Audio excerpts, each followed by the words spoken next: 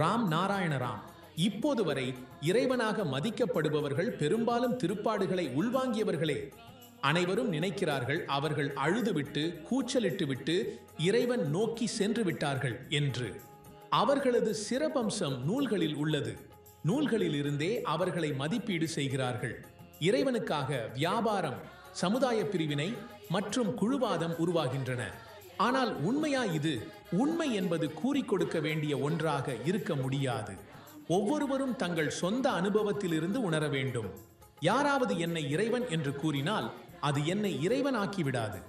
நம் சிந்தனை உலகத்தின் ஓசையுடன் இசைவாக உள்ளது என்பதை புரிந்து கொள்ள வேண்டும். ஒரு குழந்தை அழும்போது அதன் அழுகையின் ஒலி கேட்டவுடன் அனைவரும் ஓடி வருகின்றனர். என்ன ஆனது என்று தெரியாது.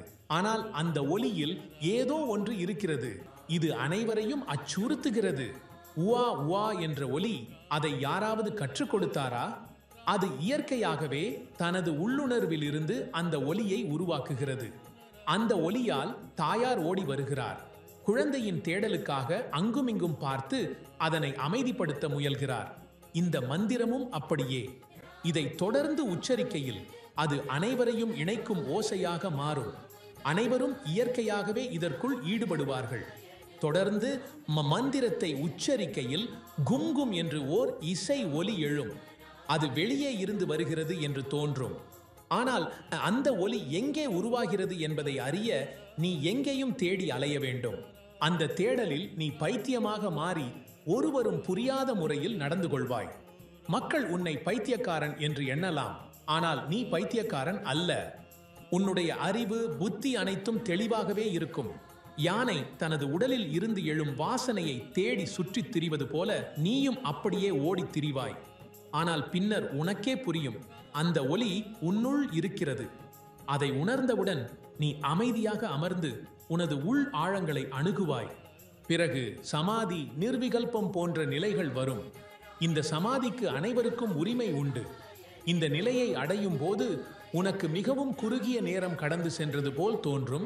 ஆனால் நேரம் பார்க்கும்போது 6 மணி நேரம் கடந்து விட்டதை உணர்வாய். அங்கே எங்கே இருந்தாய்? என்ன கண்டாய்? இதை கேட்டால் எதுவும் இல்லை, எதையும் புரிந்து கொள்ளவில்லை, ஆனால் பேரானந்தத்தில் இருந்தேன் என்று கூறுவாய். அந்தை வந்துவிட்டால் திரும்பி வர வேண்டும் என்ற ஆசையே இருக்காது. இந்த உலகம் தொந்தரவுகளால் நிரம்பிய ஒன்றாக தோன்றும். ஆனந்தம் மட்டுமே இருக்கும். ஆனால் அதற்கான காரணம் எதுவும் இல்லை. உடல் மயக்க மருந்தால் இயக்கமற்றதாக கிடப்பது போல இருக்கும். நீ உன் உடலை விலகி பார்ப்பாய், ஆனால் உன்னை எதுவும் பாதிக்காது.